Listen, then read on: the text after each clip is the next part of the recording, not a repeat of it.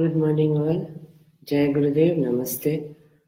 Welcome to another day of the Shraddhanjali series of Rajima. To commemorate this event, we have been having these series of conversations by the grace of the Guru and Rajima herself. So today, being a double bonanza, that is, we still have a carryover of Mahashivratri, yesterday's celebrations of Mahashivratri, as well as today being the 14th of February, that is celebrated all across the globe as Valentine's Day, the day of love, the day of celebrating, expressing, acknowledging love.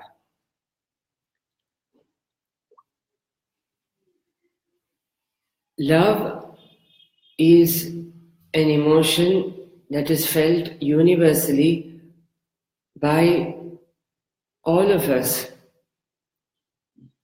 The very first love that we receive on a human plane is that of a mother's love, parents' love, siblings' love, family, relationships, friendships. It's on different levels. Animals have a capacity to love unconditionally. Gurus are nothing but manifestations of love themselves. The Divine Mother, who is the source of the entire universe, she is love herself. There is a quote by the very amazing poet Rumi, wherein he talks about what is love. He says, I love you neither with my heart nor with my mind, because my heart might stop, my mind can forget, but I shall love you with my soul because my soul never stops or forgets. The Bhagavad Gita talks about how the soul is there. So, love is an emotion, as they say, that can make that can make our world go round, that can complete our world.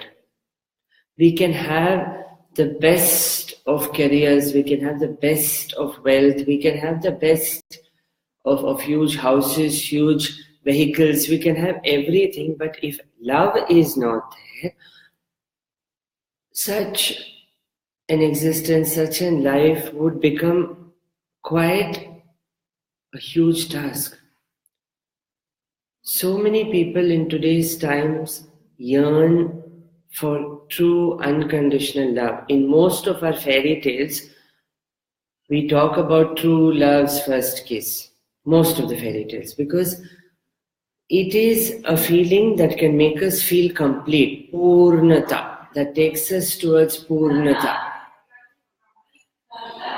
So, the divine loves us unconditionally. So what better way can we have to celebrate the Shraddhanjali series of Rajima, and that too on Valentine's Day, by talking about divine love stories, stories of the divine.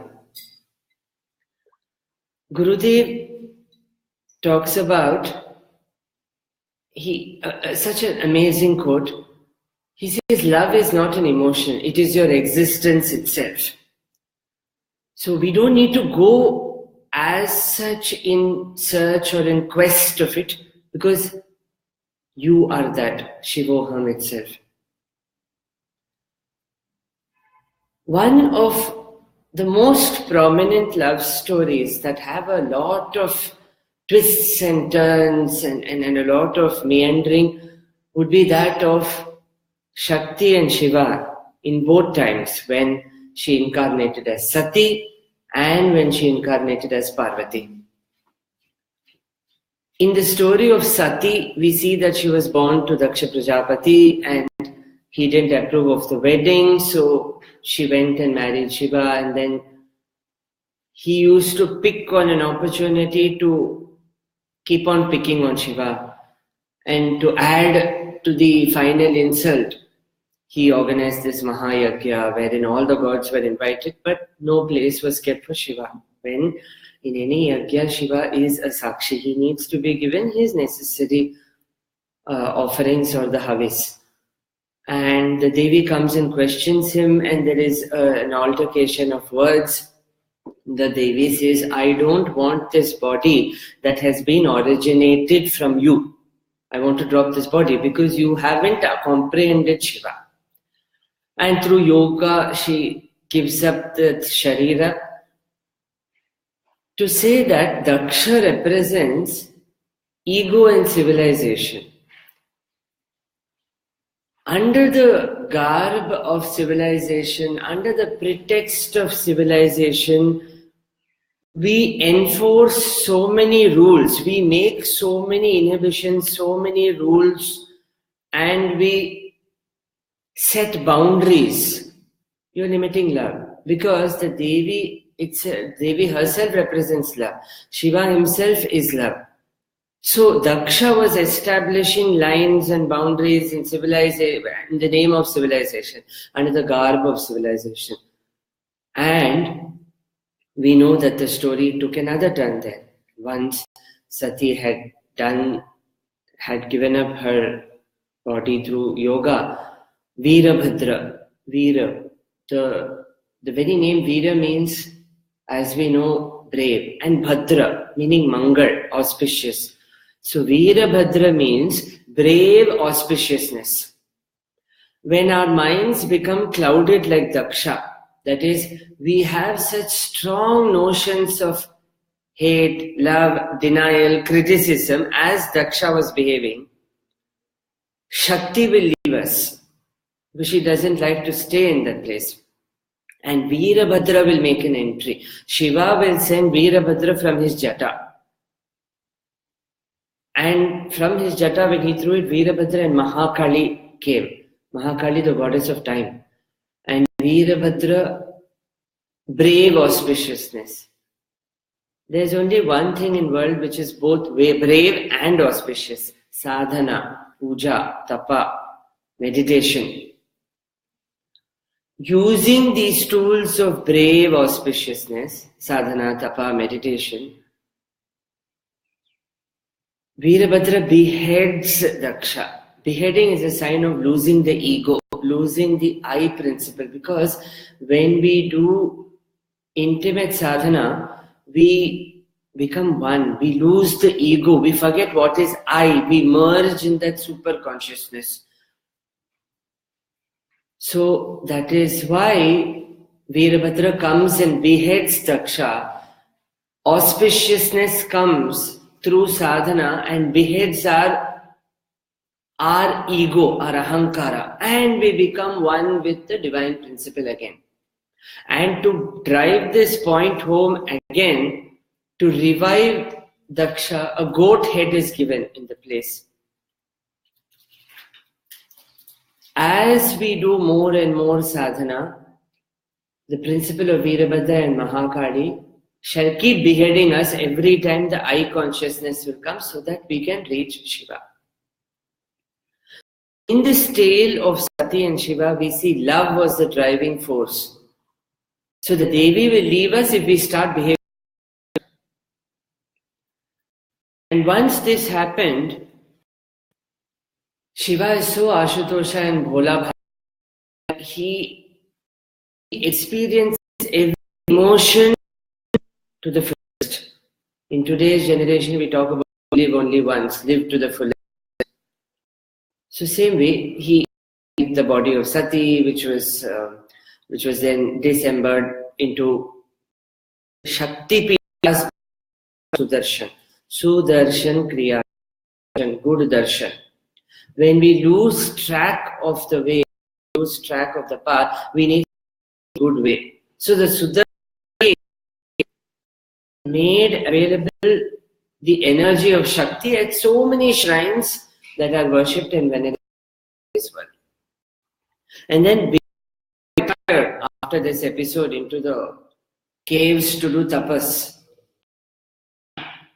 She was reborn as nature because she was born as Parvatasya Apatyam Stri, the daughter of the mountains, the essence of mountains, essence of nature. Mountains are very rugged terrains, very rustic terrains that are very difficult to establish civilization. She was born as Sati. Raksha had established rules of civilization, but when she was born as Parvati, she was born in the mountains. We could establish, again, talk about love.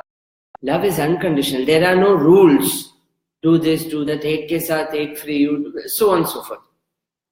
So she was born to the essence of the mountains. Right from childhood, when she said, I want to marry Shiva, Narada initiated her into Namah Shivaya and said, do tapas. And she did such tapas that her mother of concern said, oh my God, you're a princess in a palace. Oh ma, don't do it. Ma, mat karo. Aap kaise karoge? How will you sit outside in the cold? But she did it. And Shiva again appears in the form of a brahmachari to tell that why would you want to marry somebody or such a princess? You're so dainty. Why would you want to marry somebody who applies ash on the body, who sits in the cremation grounds, who has a bull for a vahana? Then Devi gives retorts. Do you know why he applies ash? He applies bhasma because that's the only thing remaining once the body leaves. And a person all throughout his or her life may have not done any sadhana, any tapas, may have not done a single seva, a single satsanga, lived life materially, something on the lines of the story of Ajamila we have in the Srimad Bhagavatam. To all this, never went to a place of worship for Shiva. Shiva says, don't worry, there is one place where you have to come. Whether you will come to Satsanga Seva, I don't know. But there is one place you have to come for, and that is the place of transformation, the remission ground. So he sits there and he waits for us there. You have to come here. And the ash that is remaining, he applies. He says, I will deliver you. Like how Narayana says, I will take care. Tension, take care. So Shiva takes care of it. He wears snakes as an ornament. It's again the power of generation. They leave their old skin and we have to reinvent ourselves through tapas, through the teachings of our tapas. So the Devi gives these answers and the Brahmachari reveals his original form. Shiva. There's this amazing that takes place which never been in the history of any time.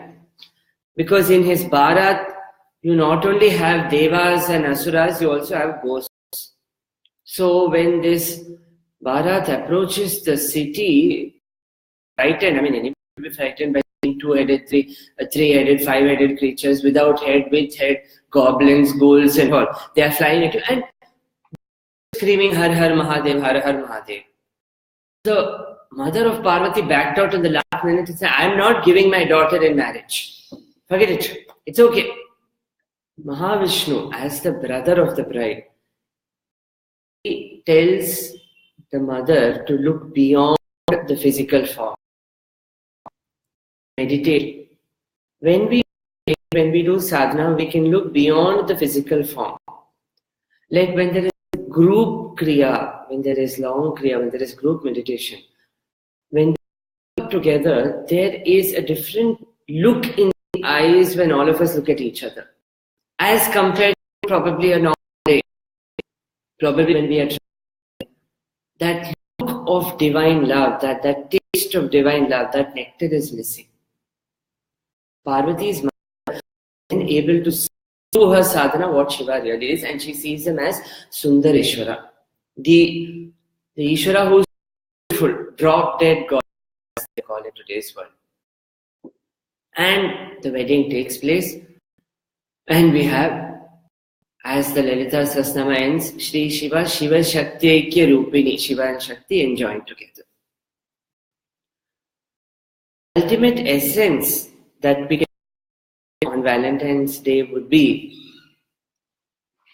Shiva will rush to us like how he rushed to the Devi, but he will have his set of tests. See if we are to see if the pot is ripe enough, they will knock it and see. If it sustains the blow, it's right. If it doesn't sustain the blow, it still needs modeling and work to be done. So this beautiful love story that keeps happening through yugas again and again.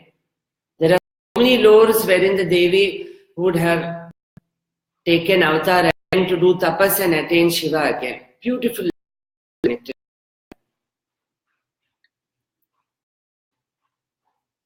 When love propels us, and what is love? There is a saying in Tamil that says, Anbe shivam, that love is Shiva. We don't need to go actually in search of some emotion that is love.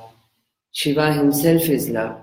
So that is why all these stories have narrated, so that at least through these stories we get the essence that we should not follow Daksha's way, we should follow the way of Devi, wherein she's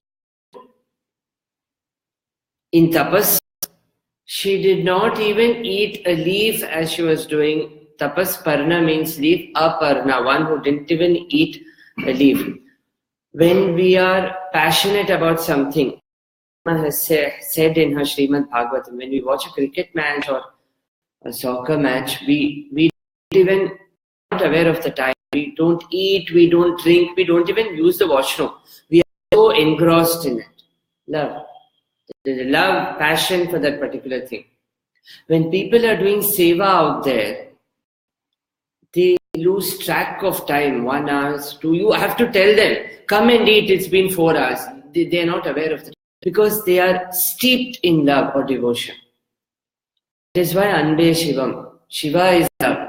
Don't go in search of anything anywhere. He stays within you. Loka Karpura Gauram Karunavataram, it says, Sada Vasantam Hridayara Vinde. You are always there in the heart. Bhavam Bhavani Siddham Namami. Shiva and Devi Bhavani are always residing in the heart. This love is unconditional that we get from the Guru, our parents, the divine. No condition. And to talk of another instance of true love, and because we are in the celebratory mode of Mahashivaratri, would be that of a hunter, a tribal hunter, born and brought up in jungles. To describe his setting, you can say he used to play with tiger cubs. There used to be skins hanging everywhere in the settlement, eating meat.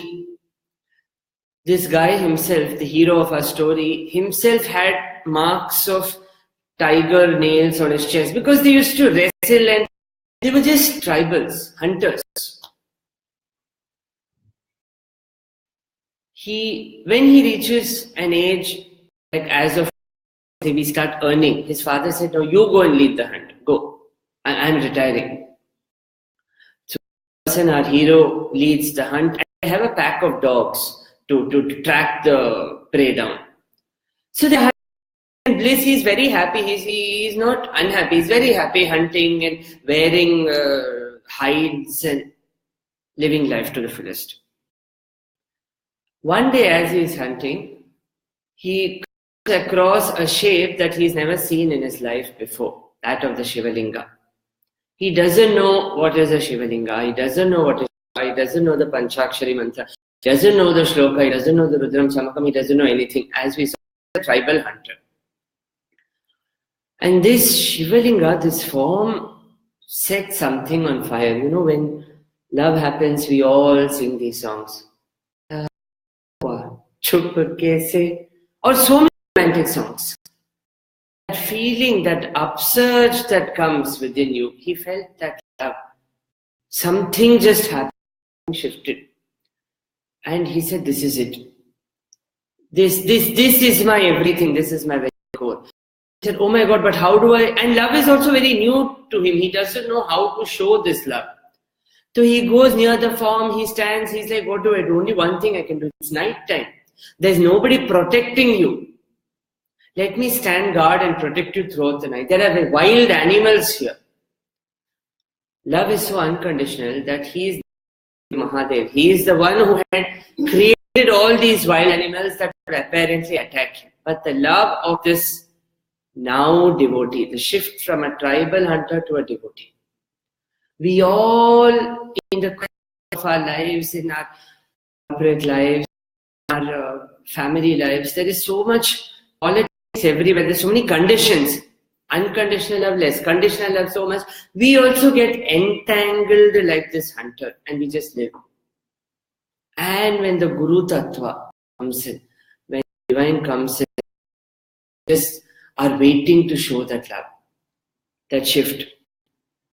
He stands guard all throughout the night, holding the bow and the arrow ready to shoot down any apparent animal that would attack the Shivalinga. The next morning, he waits and sees, what is this? And he sees the priest coming and doing Rudrabhishek, milk, honey, offering flowers, doing Archana, doing the Nevedya of fruits and rice, and then doing Arti and leaving. Now he says, now I know what you want. You don't need me to guard. You need me to do all these things. I got it. And he's like, I don't know what all these, I don't have all these vessels that the priest had. I don't have all these, there was some, he thought, what is this 3 that the priest was offering? He didn't even know. So he says, I will also show my love. Now they don't have any receptacles or vessels. So in the night, when his time comes to do puja, what our hero does is, goes to the river, in his mouth. That day what was hunted, a boar or a deer or whatever, he cooked it. That he had in his hands. So his hands were full and the river was far away. And he didn't have a kalash or lota in which he could bring the pani. So he bought pani in his mouth. And he plucked wild flowers of the jungle. Love makes us do so many things. As they say, love makes the world go round. He plucks, and love also makes us go apparently crazy because people say, are you mad? Are you in love? Because you will behave very differently when you are in love. Generally, people can make out if you're fallen in love. They'll find it. You will giggle without any reason. To say that love is that very thing. It will set you free, yet it will keep you attached. It's very with humans. But with the Guru and Divine, it sets us free. He plucks the flowers that are growing in the jungle and he doesn't have a basket or something, so he puts it in his hair because he had long hair. He's a tribal hunter, they don't have sassy haircuts and all that. He goes to the Shivalinga. He first opens his mouth, water is poured on top of the Shivalinga. He shakes his head, the flowers fall, and he says, I have bought this for you. I love you so much that see, this is what you want. I have bought this. This is the meat that I have cooked, and I have given the most tender parts, and to make sure you digestion, I have tasted it once before giving it to you. Like how Shabari had tasted the berries before giving it to Shri. Divine love. And he does this sadhana for 3-4 days. He's in bliss. He's feeling amazing. Every morning the priest comes and has a heart attack, stroke, combination package put together. Because he sees the dogs, he sees wild flowers, and because our hero had shaken his hair to put the flowers, there were hair strands, and the biggest heart attack priest, meat, cooked meat kept before the Shivalinga. Priest is mortified. He doesn't know what is happening. Somehow he cleans this, and in inverted commas, he purifies, because it is said you have to keep pure. The fourth day, the priest is like, enough is enough. I don't know. Some rasa is coming and worshipping. This is how the world interprets somebody in love, because somebody in divine love will behave very differently, and the world will immediately label them differently. Even today, people who are on the Guru's path, people will label them differently. Arey wo aisa karte, waisa karte. Just like the priest. The priest says, let me find out who does it, and he hides in the temple. What is happening? He's hiding. Night approaches. Our lover boy comes, steeped in love. He comes to the divine. He does his puja. The priest stands up and says, do you even know what you're doing, you stupid man? You are making this entire place impure. You have made this temple impure. Fire upon you. You should not even be alive. Because but this guy is shaken. He watches it. Now Shiva wants to show to the whole world how much love this devotee has, our hero has. Otherwise, the devotee doesn't need to prove. So what happens is, on the Shivalinga, one eye comes and blood starts coming out of it. And the priest says, see, it is because of this Ashuddha puja that you have done, so-called from your mouth, and you kept meat, and you don't even know anything. See, Shiva is angry. Blood is coming out of the eye. What to do? This means pralaya has come. A priest started interpreting all the text by making the most predictions. Our hero was blissful. He immediately ran out of the temple, went in search of all these medicinal herbs that he knew, because tribals have a huge knowledge of all the vanaspati. He plucked the leaves, he grabbed them, and he applied it on the eye. To show love will make us to action. The priest was standing there, cursing, panicking, uttering words of dire. Our hero was running here and there in search of leaves. He applied the leaves, nothing happened. It was still bleeding. He applied water to stop the flow, nothing happened. And then now he panics. He says, my beloved is in pain. That is not, I applied medicine, not happening. What do I do? Okay, I know one thing that I can do. His eye is damaged. Let me give him my eye. Let me give it. And I put a moment of meditation, takes the knife that is there, gouges his eye out, and places it on top of the eye, and the bleeding stops. Now the priest has a triple heart attack stroke combination saying this, because he's slowly understanding what's happening, sinking in. Now Shiva gives the ultimate test. He gets a to come on the Shivalinga, and it starts bleeding. Now what to do? He knows you should not apply any medicinal leaves or herbs. He knows what his beloved wanted. He said, give my eye, but if I give both my eyes, I'll be blind. How will I know where to keep the other eye? I'll be blind. And this guy doesn't seem to be very cooperative. He seems to be jaw-dropped, seeing all things. So he keeps his toe, he keeps his foot, and keeps it on that eye as a mark, that this is where I should keep my eye once I gouge it out. And he just takes his knife, when Shiva appears, holds his hand and stays Kannappa. Appa means Shiva calls him father, and Kanna means eye in Tamil, to say that this devotee gave his eye, was ready to give everything he had to the beloved, to his divine. And Shiva appeared and of course returned his eye. It was a very happy ending. And even till today, this is one of the 6 saints whom we find in the lore of Shiva. Like how in the lore of Vishnu we have the 12 saints, here we have 63 saints. He is one of them, wherein he talks about unconditional love. Pyar mein, apparently, the world will feel we have gone mad. But Shiva chose the puja of Kannappa. It was not like the of the priest was wrong or anything. Priest was perfectly right. But the priest was limited. He had limited himself. He had drawn boundaries like the drawing boundaries, rules, regulations, and staying within it. In love, all is fair, and in love, there not many rules apply. Of course, this doesn't mean we can manipulate the person whom we love, but there are no such rules or boundaries. So when we have these, we'll be stuck. Like when we have no boundaries, no expectations. In fact, till now in the story, not once chanted Namah Shivaya. He doesn't even know that Linga is Shiva. He just fell in love with it. This is the love that we strive for. This is the love that unifies all of us and keeps us together. This is the love that makes us melt. When there is all our thoughts, emotions dissolve and we become one with it, with the divine principle, with the Guru.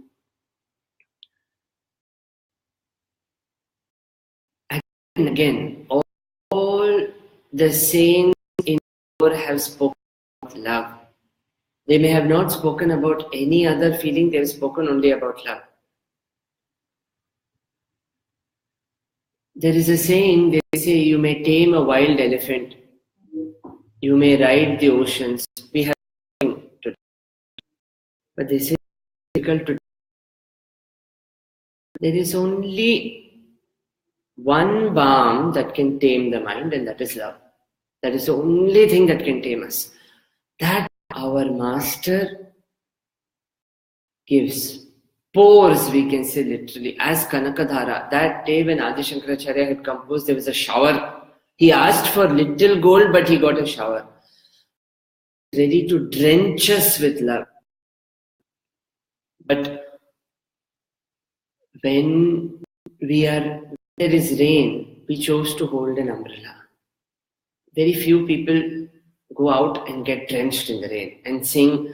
We do that when we are in love. If you watch the movies, again, makes us go a little.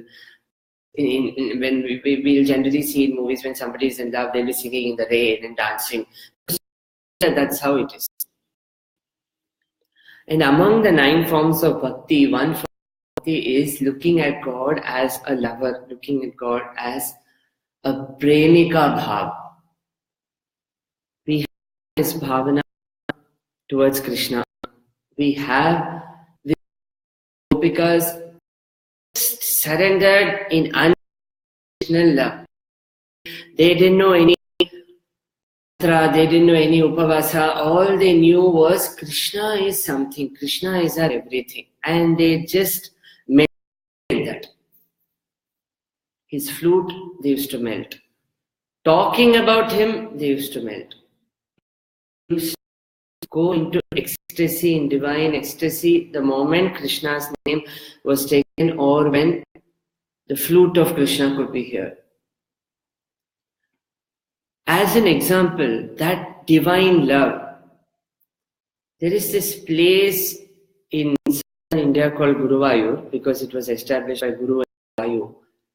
There the idol of Krishna is Swayambhu. In early morning when you go for darshan, say after 4, it's an idol that is so small. Amidst these oil lamps and chanting of Narayana, Narayana, Narayana, smell of incense will be there everywhere. As you enter the sanctum sanctorum, you will see one form.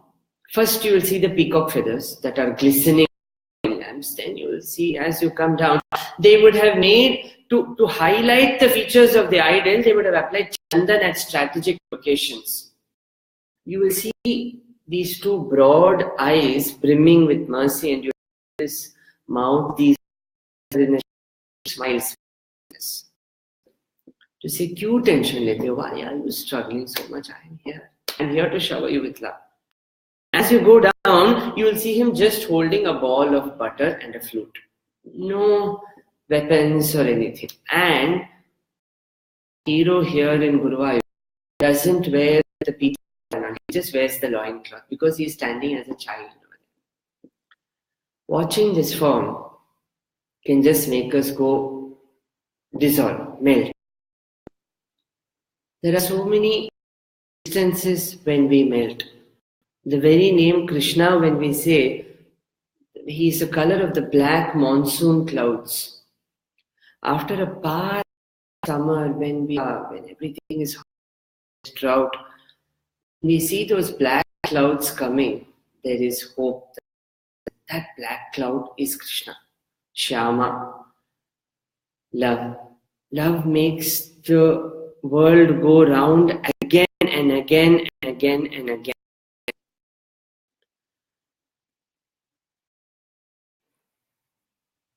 Guruji again has spoken about love to say, even if you lose in love, it's a victory. It's actually a very profound statement to go really in to say that even if you lose in love, it's a victory. As we see, most of these saints who are steeped in divine love will be beyond. The poison could not affect Prahalada. The poison could not affect Meera. Nothing could affect them because they each a level. The entire society used to laugh at Shabari. Oh, Amma will come here. How will he come here? You don't even know. She was just a simple assistant in that Rishi's ashram. But then he will come. Wait. Faith in her Guru's word, she waited. Clean the kutir, she used to wait. The entire society used to laugh. He will not come. Why will he come for you? Do you even know what Rama means? Do you even know what? She used to say, I don't know anything. I know Rama will come. Every day she used to plug. And it happened. Because divine love will make it happen. He sat with her. He didn't sit and eat with anybody. He sat and ate with Shabari. She said, let me feed you. Lakshmana was watching, tasted and gave it. Lakshmana said, stop, and Rama said, wait. Kannappan. No rules apply, no limits apply. Because if we start applying rules in love, the Guru will come in the form of and behead there. Will behead then and there, remove us and make us again sit in sadhana. So if applying conditions in love and life, remember the Guru principle will come as Veerabhadra and teach the lesson that was taught to Daksha. Through the story of Kannappan, through the story of Meerabai, through the story of Shabari, all we need to realize is when we have a purpose in love, when we do anything with love, even the most difficult tasks get easy. Like knife going through a butter, they will get so simple, they will get so easy. We have been speaking since few days about fear. Again, Guruji says, fear is just a lack of love. When there is no love, there is fear. We feel afraid. To give an example to drive this point, we have the form of Dattatreya in India, who will be associated with a cow and dogs. As Dattatreya walks, Dattatreya is the Guru principle, ultimate Guru principle. If you see, those who have dogs will know, they will walk ahead of you. Even though they are the most loyal creatures, they will keep turning back to look to see if you're coming. Probably go a little ahead, but they can see, are you coming, are you coming? But the cow, on the other hand, will just follow. She won't look here and there, and just follow the master. And in fact, so loving and so tame, you don't even need to catch it by the rope and come. She'll come on her own. So Datta teaches us that. Transform from the dog to the cow. I'm there behind you. But in life, we run ahead like the dog to mark our territory. The dog will immediately run ahead and start marking its territory. And suddenly we realize, oh my God, God, Guru. And we look everywhere. We turn back to find that they are there. They are walking. Dattatreya says, just love unconditionally. Ulta ho jao, become ulta. From the dog, become cow. So dog ko ulta karoge, so you get God. So attain God through love. just attain it through love. Zyada kuch we really don't need to apply too much of our mind, too much of the laws of science and all. Again, we cannot apply to the realm of love. To talk about what the Guru and Divine says, Guru sings for us. Another quote by Rumi. I love you because the entire universe conspired to help me find you. I love you because the entire universe conspired to help me find you. The Guru waits for us through so many of our janmas. And indeed, as they say, the universe will put us back again on track with the Guru principle, to fill us back with that love, so that we can again serve as an instrument of the Guru, as an instrument of the Divine. Saint Francis of Assisi has composed a prayer. Make me an instrument of your love. Where there is hatred, let me sow. Where there is fear, let me sow strength. All these prayers talk about the same thing. Prabhu, because of love, used to dance in ecstasy. That is the love can make us feel right from our first love crush that maybe our days, college days. You know, that warm that used to fill us. Starting from there to slowly come into the love of the Divine that fills us with a gushing feeling like a waterfall. You know, the same thing will happen. Gushing, the heart rate increasing and every time, because we find so many times people melt at the very name of God, at the very name of the Guru. That is the journey that we must undertake or try to undertake. From this Valentine Day onwards, it's if we see a triple combo pack here, it is Rajima's Shraddhanjali series. We are still in Mahashivratri's phase, and we are in Valentine's Day. So this triple combination, let us use it and let us imbibe. Just to summarize by Rumi again, because Rajima used to love Rumi a lot. It says, be foolish in love, because love is all there is. Be foolish in love, because love is all there is, everywhere. Anbe shivam, so love is everywhere. There is nothing but love. So if everything is love, all we need to do is be foolishly in love. It's okay if the world labels us as X, Y, Z, A, B, C. Let's love. Let us pray that on all these beautiful days, that everybody gets love. Nobody is denied love. Everybody love themselves, love each other, and make this whole a bhelpuri of love, a mixture of love, so that we can enjoy it. Thank you for this opportunity. May all have a wonderful day.